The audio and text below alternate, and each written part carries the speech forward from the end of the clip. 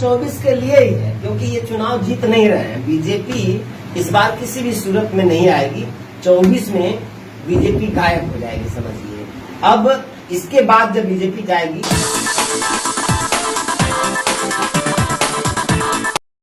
नमस्कार, आप देख रहे हैं पूर्वांचल लाइव। मैं हूं राजेश सुरकर। आज हम बात करेंगे वन नेशन वन इलेक्शन पर जो चर्चा हो रही है पूरे देश में कि वन नेशन वन इलेक्शन से होने से क्या प्रभाव पड़ेंगे देश पे। हमारे साथ इसी चर्चा के लिए अम्बेडकर जन मोर्चा के राष्ट्रीय अध्यक्ष श्रवण कुमार निराला जी हैं। बात करते हैं इनके नजर में वन नेशन वन इलेक्शन क्या है। ये बताइए, वन नेशन वन इलेक्शन पे क्या कहना चाहेंगे आप? देखिए, जो ये बीजेपी सरकार है और नरेंद्र मोदी जी की जो सरकार है, ये वन नेशन वन इलेक्शन की जो बात कर रहे हैं, इसमें इनकी नीयत में बहुत बड़ी खोट है। इनकी नीयत साफ नहीं है। सरकार जो भी बात करे तो नीयत समझी जाती है। अगर सरकार का नीयत देश हित में है, समाज में हित में है, तो बात सुनी जा सकती है। लेकिन जैसा आपने कहा कि देश के प्रधानमंत्री जो है इनके नीयत में खोट है, क्या खोट है? बहुत बड़ा खोट। अगर वास्तव में वो देश को खर्चे से बचाना चाहते हैं या देश को असमानता से बचाना चाहते हैं, तो जिस तरह से Narendra Modi one nation one election की बात कर रहे हैं, तो वन नेशन वन एजुकेशन की बात क्यों नहीं कर? भाई, यहाँ अमीरों के बच्चों के लिए बहुत सारी सुविधाएं हैं। अब गरीब का बच्चा आज पढ़ाई नहीं कर पा रहा। जो सुविधाएं पहले की सरकार देती थी, आज की ये सरकार लगातार छीन रही है। छात्रवृत्ति आप देख रहे हैं, लगातार बंद करती चली जा रही है, जबकि छात्रवृत्ति गरीबों के बच्चों के एजुकेशन में बहुत बड़ा योगदान होता है। अब बड़े से बड़े महापुरुष देश के अंदर पैदा हुए हैं, तो वो लोग छात्रवृत्ति की वजह से ही पढ़ पाए।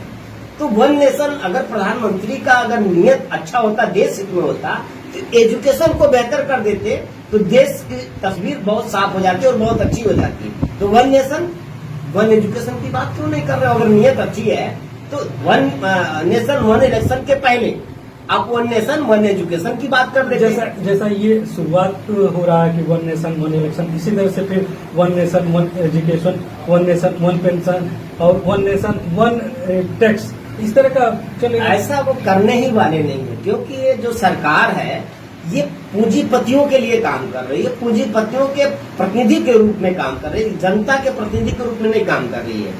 आप ये देखेंगे कि आज भी ये अगर बहुत इनको देश के आम जनता का चिंता है, तो भाई आम जनता को चिंता है, तो आज भी इस देश के अंदर गरीब जनता के पास जमीन नहीं है। भाई वन नेशन इक्वल लैंड क्यों नहीं हो पाया?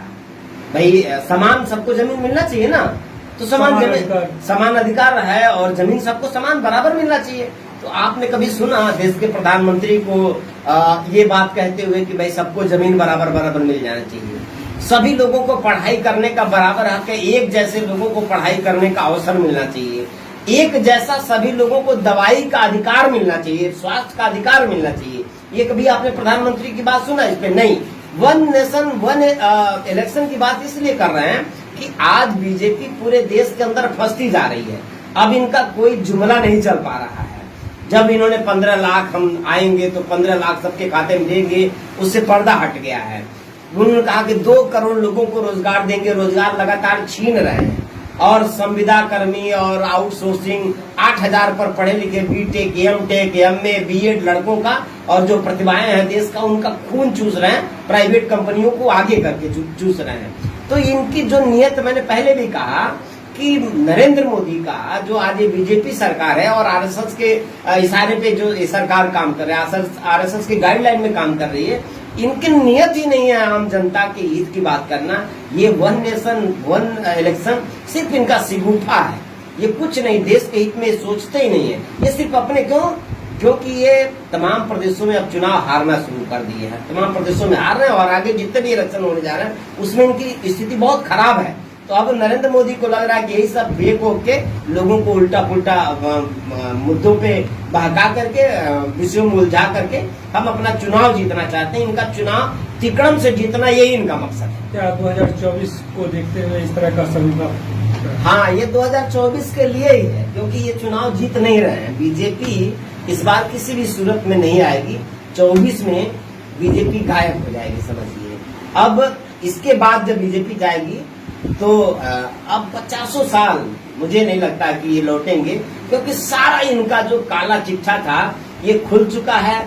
इनका जो गृह मंत्री है वो तड़ीपार रहा है, प्रधानमंत्री ने सबने देखा है गोधरा में इनका असली चरित्र। और ये लोग थोड़ी देर के लिए जनता को जुमला उमला फेंक करके बहका ले गए थे, लेकिन देश की जनता, आप समझे सर कि देश की जनता तबाह है और देश की जनता कराह रही है, और देश की जनता बस इंतजार कर रही है कि वोट डालने का दिन आए और नरेंद्र मोदी से मुक्ति पाए। तो नरेंद्र मोदी से मुक्ति पाने के बाद मतलब किसको आप नजर में आ रहा है कि कौन प्रधानमंत्री अगला? जो विपक्ष इस तरह से एकजुट हो रहा है लेकिन एकजुट दिखता नहीं है। देखिए, ये जो नरेंद्र मोदी के बाद कौन, फलाने के बाद कौन, फलाने, ये सब मतलब अनावश्यक बातें हैं। भाई इंदिरा जी का भी तो बहुत जमाना रहा है, तो लोग इंदिरा गांधी के बाद कौन, राजीव गांधी के बाद कौन, फलाने के बाद कौन, ऐसा कुछ नहीं है। ये जो देश है, जो समाज बहुत बड़ा देश है, नेतृत्व उभर के आ जाते हैं, परिस्थितियां लेके आती हैं और बहुत बेहतर आते हैं। जो आते हैं वो बहुत बेहतर आते हैं। तो ऐसा नहीं कि नरेंद्र मोदी के बाद कौन। अरे भाई, नरेंद्र मोदी के पहले भी देश था। ऐसा नहीं कि नरेंद्र मोदी 14 में आए तभी देश बना, उसके पहले भी देश था। और यही देश है जो जीरो से यहाँ तक पहुंचा है। इस देश के अंदर सुई तक नहीं बनता था, ये देश वहां से खड़ा हुआ है। आज सब कुछ है, दुनिया में भारत का स्थान है। तो नरेंद्र मोदी उसके पहले नहीं थे। नरेंद्र मोदी ने कोई कुछ बनाया नहीं, बेचा जरूर है।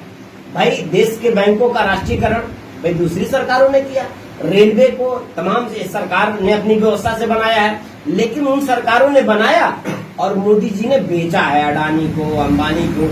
ये बेचने वाले लोग हैं, ये तो सिर्फ देश को बर्बाद कर रहे हैं। इनके बाद तो जो भी आएगा बहुत बेहतर आएगा, लेकिन इन्होंने जो काम किया है पिछले 10-12 सालों में, वो देश को बहुत गर्त में लेकर के गए हैं। जैसा आपने कहा कि गर्त में लगे, लेकिन जैसे लोग अपना उनका भाजपा का दावा है कि विकास बहुत तेजी से हुआ, सारा कुछ विकास हो रहा है। क्या विकास का मतलब सर ये नहीं होता है कि सिर्फ नाली बना दो, खड़ंजा बना दो, सड़क बना दो। विकास का मतलब होता है कि प्रति व्यक्ति आय कितना बेहतर हो रहा है, आदमी का जीवन कितना बेहतर हो रहा है। यहाँ आदमी का जीवन नरक में जा रहा है। सड़क चमका करके, अमीरों की गाड़ी दौड़ा करके वो उसको विकास बोलना, विकास वो नहीं होता है।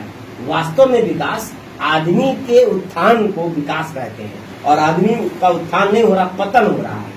आज हर आदमी, आज मजदूर परेशान है, आज गरीब परेशान है, पढ़ाई के लिए लोगों के पास पैसे नहीं है, दवाई के लिए लोगों के लिए पैसे नहीं है।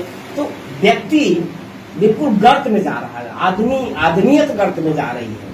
और ये विकास के नाम पे जो ड्रामा है, वो सड़क, नाली, खड़ंजा, ये सब कोई विकास का नहीं, तो सरकार की नौकरी है, ये सरकार की ड्यूटी है।